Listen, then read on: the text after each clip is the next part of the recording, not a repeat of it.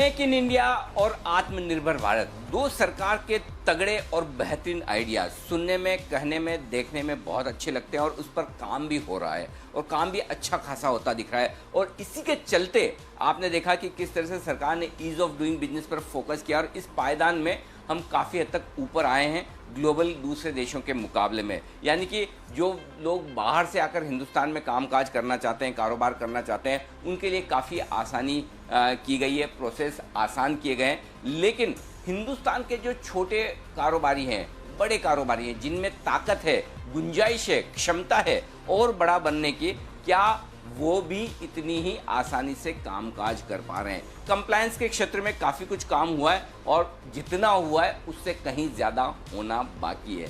जी हाँ, कारोबार शुरू करना हो तो परमिशंस की पहले लंबी लिस्ट, बहुत मुश्किल, और एक बार आप शुरू कर लें तो फिर लगातार एक के बाद एक कंप्लायंस का बोझ जो न सिर्फ आपका समय खाता है बल्कि पैसा भी। तो किस तरह से हिंदुस्तान के कारोबारी अपने कारोबार को आगे बढ़ा पाएं, इसी पर हमारी ये खास चर्चा। पिछले 5 दिनों से हम लगातार कम करो कंप्लायंस ये मुहिम जी बिजनेस पर लेकर चल रहे हैं और आपने पिछले हफ्ते प्रधानमंत्री जी को भी सुना जब ट्रांसपेरेंट टैक्सेशन सिस्टम के वक्त उन्होंने जो इनोग्रेशन किया, उन्होंने कहा कंप्लायंस को कम करने की ज़रूरत है। और आज इसी खास मुद्दे पर मेरे साथ 3 बड़े मेहमान कार्यक्रम में शामिल हो रहे हैं। यहाँ देश में कंप्लायंस से रिलेटेड और सरकार की पॉलिसी मेकिंग में बड़ी भूमिका रखने वाले टीम लीज के फाउंडर मनीष सब्बरवाल साहब हमारे साथ कार्यक्रम में शामिल हो रहे हैं। एवेंटीज रेगटेक के सीईओ और को फाउंडर हमारे साथ कार्यक्रम में शामिल हो रहे हैं ऋषि अग्रवाल साहब, जिन्होंने कंप्लायंस पर बेहतरीन रिसर्च किए और पिछले 5 दिनों से लगातार हमने उनको सुना है, मैंने उनसे काफ़ी बातचीत की। और इसके साथ ही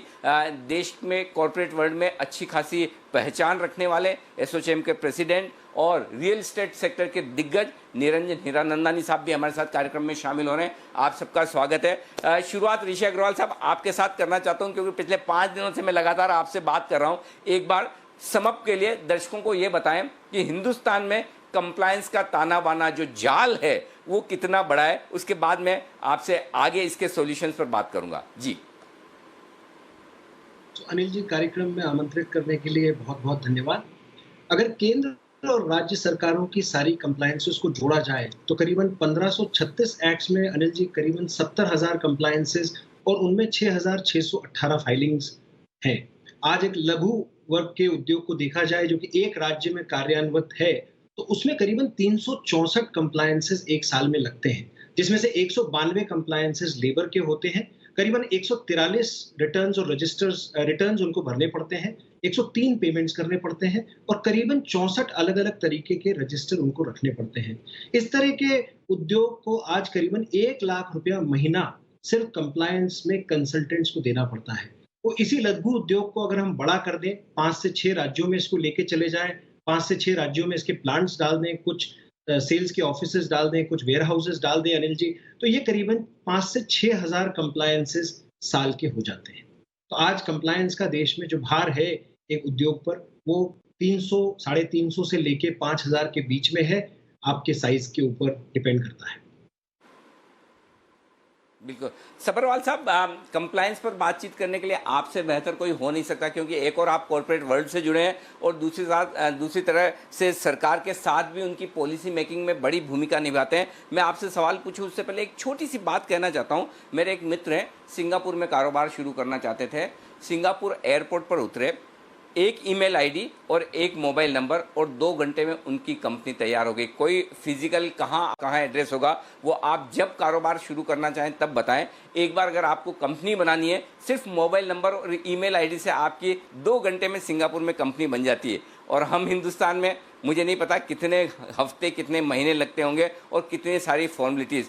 तो क्या आपको लगता है कि ये सही वक्त है जब हम अपनी जो कंप्लायंस है, अपनी जो कारोबार शुरू करने की प्रक्रिया है, प्रोसेस है, इसको समय समय पर रिव्यू करें और यदि हाँ तो कैसे करना चाहिए?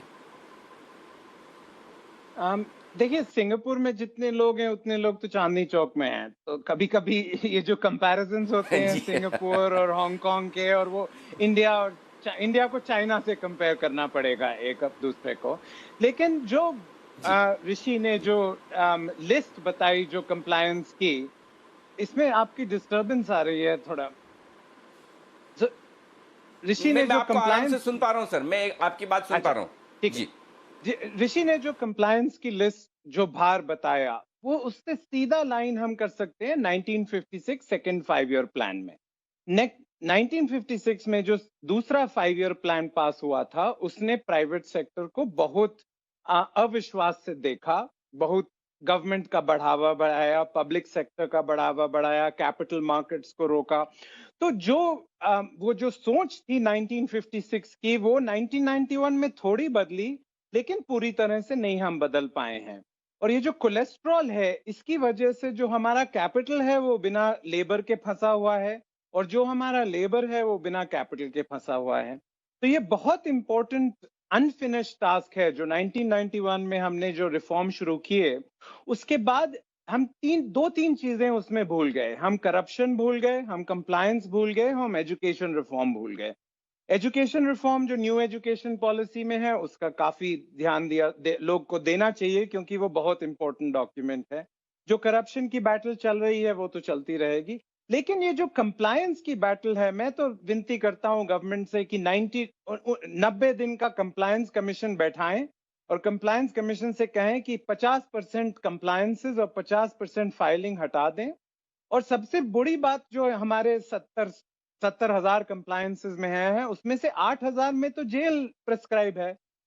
अब विष्णु सहस्त्र नाम में एक बहुत अच्छा दोहा है, जिसका मतलब रफली ट्रांसलेट होता है कि भगवान ने भय क्यों दिया, जिससे वो हटा सके। Why did God create fear? So he could take it away.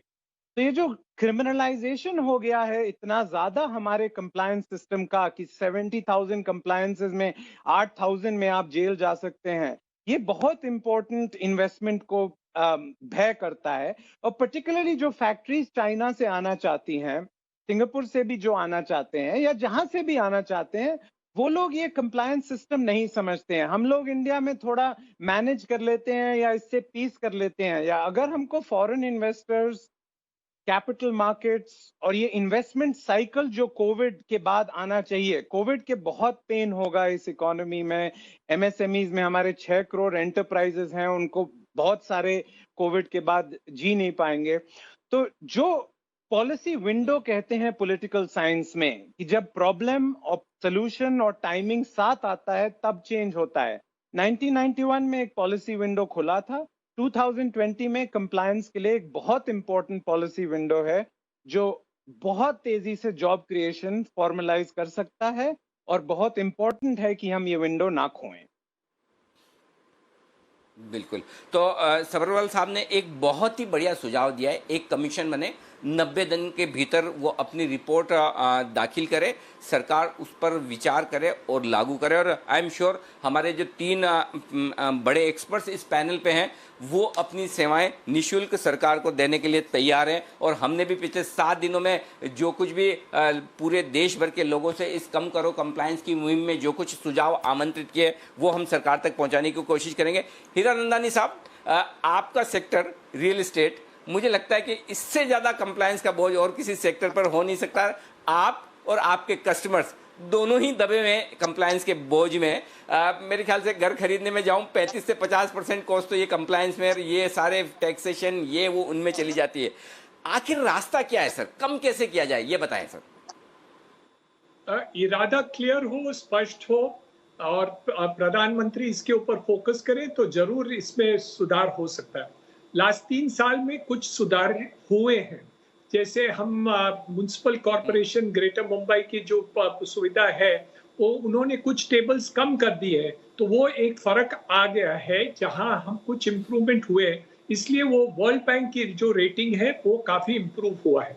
लेकिन आज की तारीख में हम देखा जाए तो काफी ओवरऑल जो मार्केट में है वो सुधारा इतना नहीं हुआ है जितना हम सोचते हैं कि बाहर के जो कंपनीज हैं यहाँ आए। और जो आप मेक इन इंडिया की बात करते हैं, उसके लिए कुछ रुकावट बहुत ज्यादा है।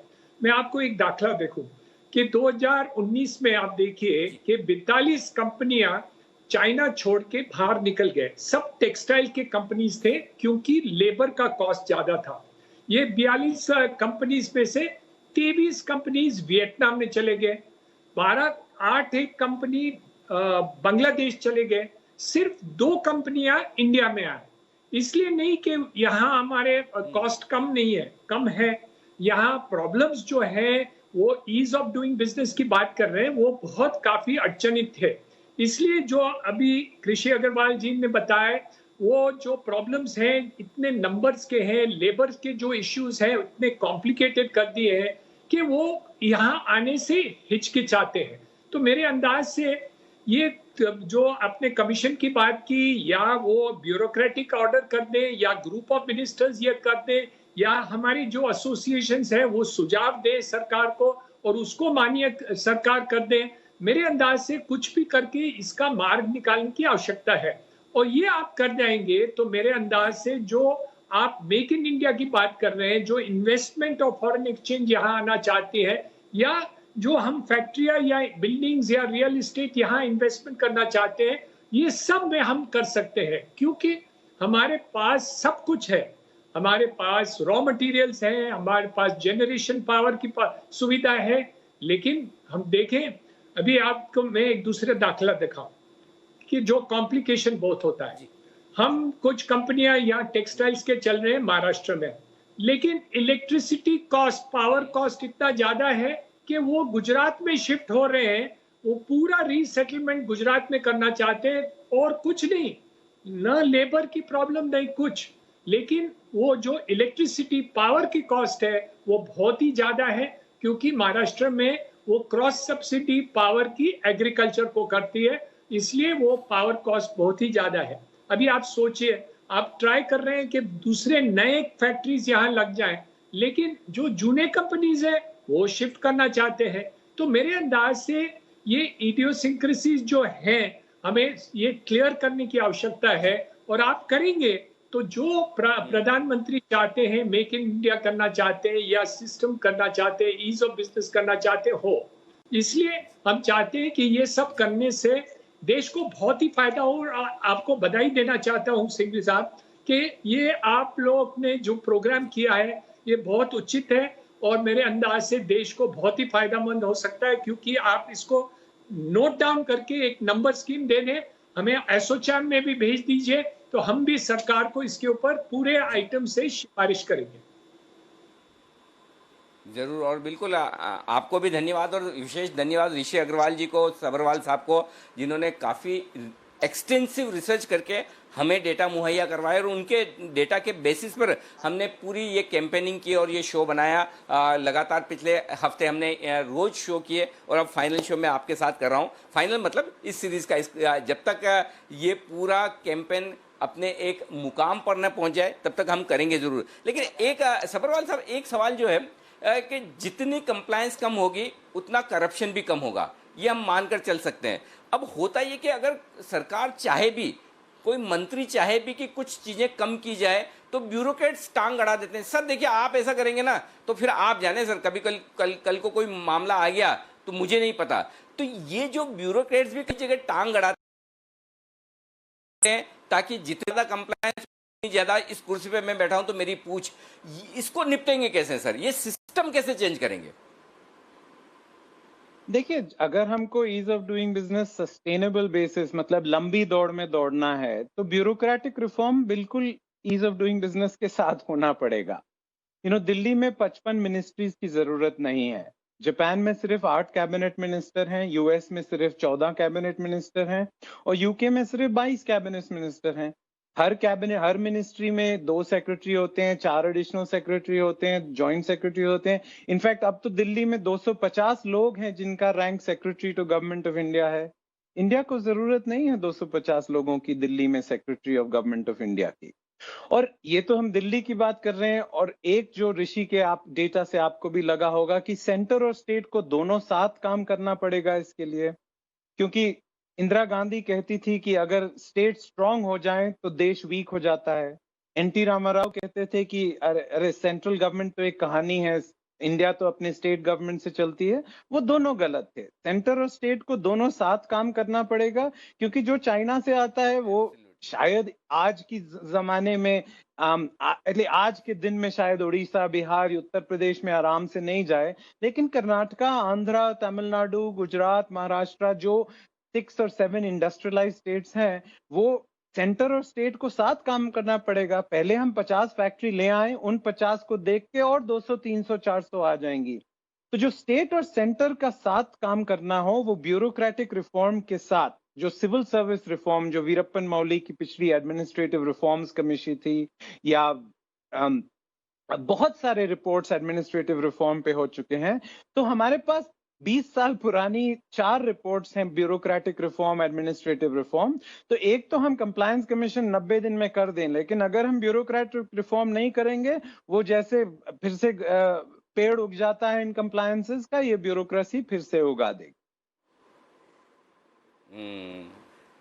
पता नहीं सर, अब देखिए अभी तो फिर भी सिंगल पार्टी गवर्नमेंट है, और अगर जो कहते हैं कि कोalition गवर्नमेंट आ जाए तो आप कितनी मिनिस्ट्री कम कर सकते हैं, बढ़ाने वाला मामला है। आप जब कह रहे हैं कि 250 सेक्रेटरीज की दिल्ली में ज़रूरत नहीं है, आई एम श्योर अगली बार आप कभी मिनिस्ट्री में पहुंचेंगे तो कितने सेक्रेटरीज आपको चाय पिलाएंगे। सबरवाल साहब, ये अनुभव मेरे साथ जरूर शेयर कीजिएगा, इससे भी पता चलेगा कि कंप्लायंस और ईज ऑफ डूइंग बिजनेस वाकई में रियल लेवल पर कितनी आपके सामने है। अच्छा, एक अग्रवाल साहब, ऋषि अग्रवाल साहब, कई सारे कानून ऐसे बने हैं जिसको हम कह सकते हैं कि ये बाबा आदम के ज़माने के कानून हैं।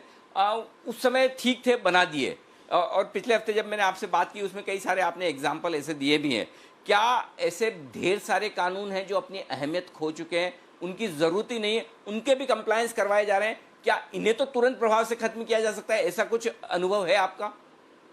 बिल्कुल अनिल जी, बिल्कुल कम किया जा सकता है। मैं कुछ नंबर्स की तरफ आपका ध्यान आकर्षित करना चाहूँगा। देश में सिर्फ लेबर की बात करते हैं, 1536 एक्ट में से 463 एक्ट लेबर के हैं। इनमें करीबन 32,500 कंप्लायंसेस सिर्फ लेबर की हैं। तो 69,233 कंप्लायंसेस में से 32,500 कंप्लायंसेस अनिल जी सिर्फ लेबर कैटेगरी में आती हैं। अगर इन 32,500 कंप्लायंसेस को देखा जाए तो इनमें 2750 तो सिर्फ रिटर्न और रजिस्टर हैं। अब मैं आपको एग्जांपल देता हूं। जो वेजेस है वो हमने 9 या 10 अलग-अलग एक्ट्स में वेजेस को डिफाइन किया हुआ है। अगर मैं मस्टर रोल्स और वेज रजिस्टर की बात करूं तो 11 या 12 अलग-अलग एक्ट्स में मस्टर रोल और वेज रजिस्टर आज रखने पड़ते हैं। और मैं सिर्फ एक ही राज्य की बात कर रहा हूं और सिर्फ लेबर की बात कर रहा हूं। मैं cross functional, cross departmental, inter state की बात नहीं कर रहा हूं। मैं सिर्फ एक राज्य की बात कर रहा हूं। एक महाराष्ट्र या कर्नाटक का कोई भी उदाहरण ले लीजिए आप, तो उसमें मल्टीपल एक्ट्स, लेबर एक्ट्स के अंदर मल्टीपल रिटर्न्स और रजिस्टर आज रखने पड़ते हैं। तो इनकी क्या जरूरत है? जैसे एक्सीडेंट रजिस्टर मान लिया जाए तो 4 से 5 अलग-अलग फॉर्मेट सिर्फ एक्सीडेंट रजिस्टर के हैं। मस्टर रोल्स और वेज रजिस्टर के अलग-अलग फॉर्मेट्स हैं। अगर आप इस कंपनी को 4 से 5 स्टेट्स में ले जाए तो सडनली नंबर ऑफ रजिस्टर्स जो इनको रखने पड़ेंगे वो सैकड़ों में चले जाते हैं। मिनिमम वेजेस की अगर आप डेफिनेशंस देखें तो एक कर्नाटक जैसे छोटे स्टेट में आज 900 के ऊपर मिनिमम वेजेस के परम्यूटेशन एंड कॉम्बिनेशंस बन जाते हैं। तो अगर आप 4 या 5 स्टेट में बात कर रहे हैं तो 5-6 हजार मिनिमम वेजेस की परम्यूटेशन एंड कॉम्बिनेशन के साथ आप जूझ रहे हैं। आज भी मैं आपको ऐसे कई उदाहरण दे सकता हूं जहां पे कि जो लैट्रिन यूज करता है कॉन्ट्रैक्ट लेबर या जो मजदूर, उसको साल में 3 बार व्हाइट वॉश कराना पड़ता है। अगर नहीं कराइएगा तो सीवियर पेनल्टीज है एक्ट में। तो इस तरह की कंप्लायंसेस को रिव्यू करना बहुत जरूरी है। बहुत ज्यादा रिडंडेंसी आ चुकी है, बहुत ज्यादा डुप्लीकेशन है। एक ही लेबर डिपार्टमेंट के अंडर अलग अलग एक्ट्स में बहुत सारे अलग अलग formats of returns and registers हैं, और अगर इनके ओरिजिनल इंटेंट पे अनिल जी जाया जाए तो इनकी कोई आवश्यकता नहीं। आज साल में हम 3000 बार लॉज को चेंज करते हैं। तो इन सब चीजों को रैशनलाइज किया जा सकता है, सिंप्लीफाई किया जा सकता है, डिजिटाइज किया जा सकता है, और इस भार को आज उद्योगपति के लिए कम किया जा सकता है।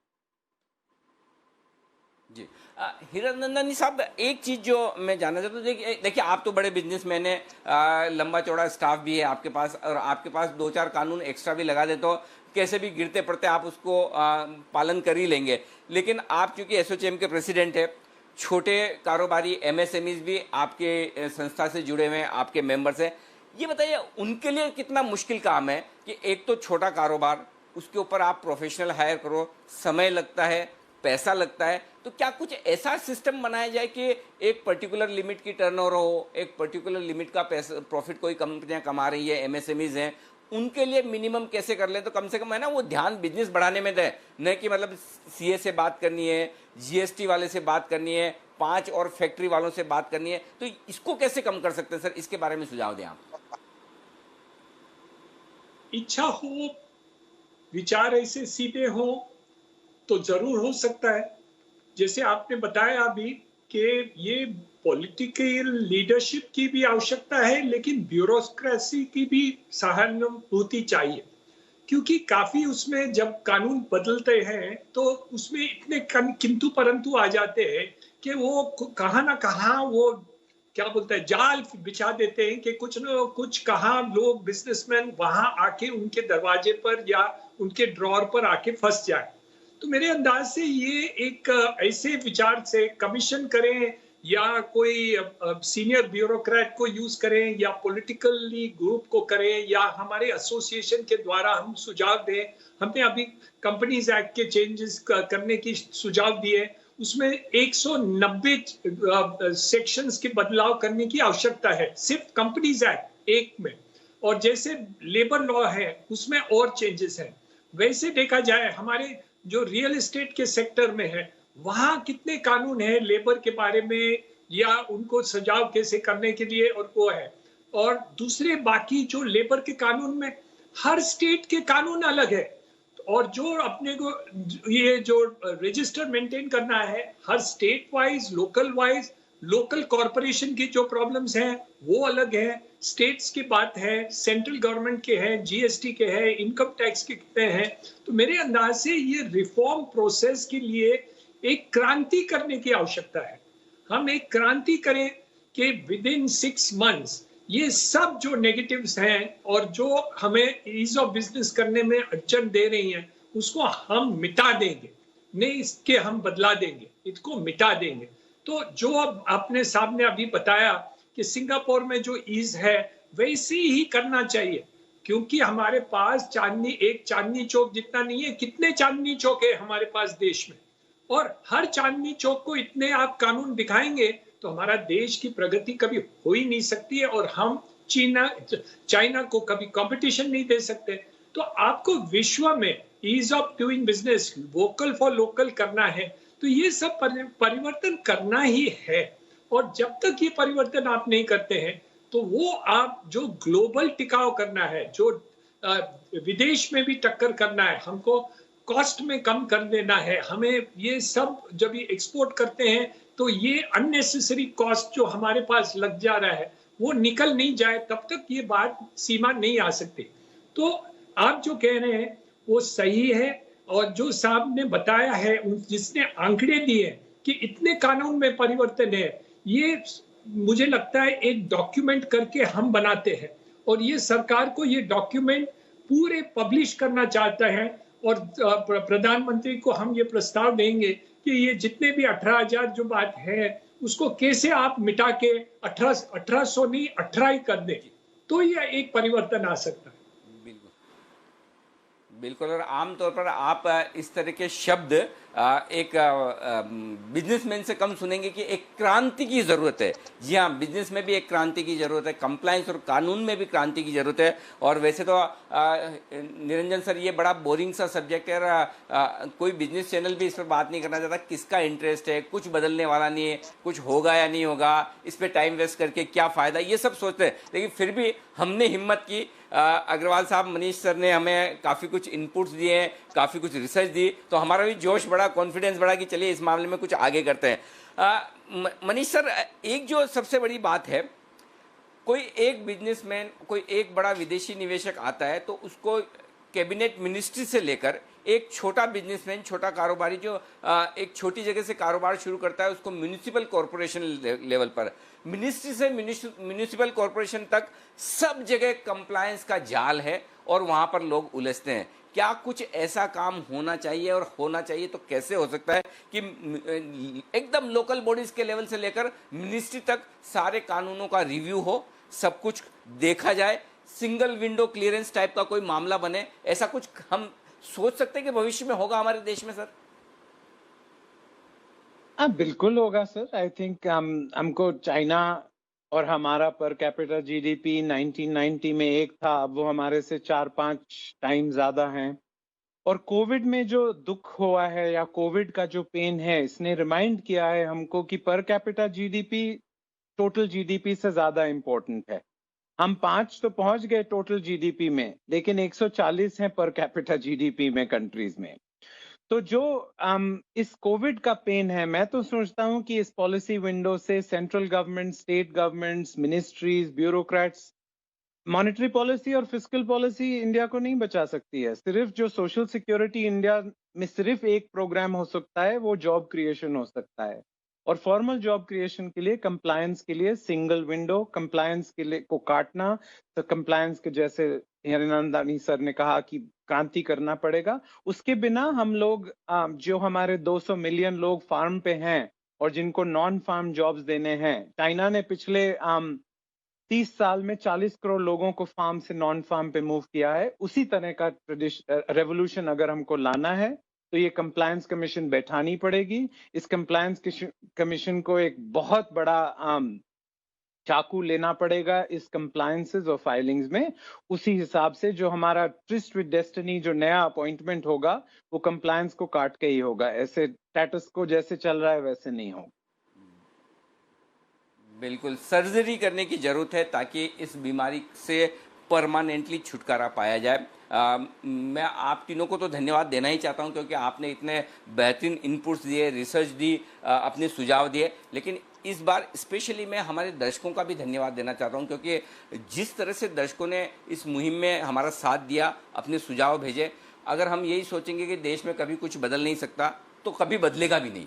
लेकिन अगर हम सकारात्मक सोच रखेंगे, अपने सुझाव पहुंचाने की कोशिश करेंगे, चलिए 100 सुझाव भेजें, 100 में से 10 भी 20 भी जो कुछ भी लागू हो जाए, बदल जाए, वो भी एक अच्छा कदम है सही दिशा में। और यही हम करने की कोशिश कर रहे हैं कम करो कंप्लायंस के इस कैंपेन में। और मैं उम्मीद करता हूं हम ये सारे जो सुझाव मिले इन्हें हम सरकार तक पहुंचाएंगे, हम वित्त मंत्रालय तक पहुंचाएंगे और सरकार में जिन जिन डिपार्टमेंट्स में, जिन जिन मिनिस्ट्री में ज़रूरत है वहाँ पहुँचाने की कोशिश करेंगे। आप तीनों का बहुत बहुत शुक्रिया, मनीष सब्बरवाल सर, निरंजन हिरनंदानी सर और साथ ही ऋषि अग्रवाल जी, आपका धन्यवाद हमारे साथ आज कार्यक्रम में शामिल होने के लिए। और आप सभी दर्शकों का भी शुक्रिया इस मुहिम से जुड़ने में लिए। बहुत बहुत धन्यवाद। नमस्कार।